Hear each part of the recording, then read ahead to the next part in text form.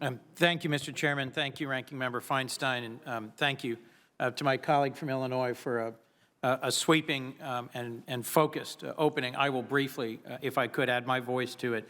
We are in the middle as a nation of three different crises. A public health pandemic in the COVID-19 pandemic that has differentially impacted communities of color, an economic crisis, a deep recession that has impacted communities of color, and now nationwide protests because of the brutal killing of George Floyd, nationally televised, that is getting this response because policing practices and incarceration have impacted communities of color. So, Mr. Chairman, I'm grateful we are having a timely hearing today on detention and incarceration practices during this pandemic.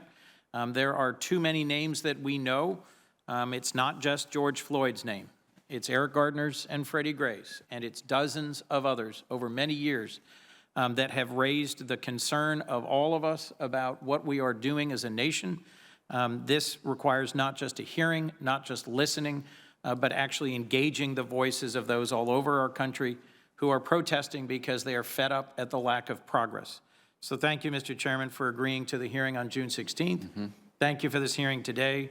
But I very much look forward to continuing to hear from and to convey the voices of the people of my home state who have been protesting all weekend a lack of progress in criminal justice reform, a lack of humaneness in how we are conducting imprisonment and detention. And I look forward to this hearing today.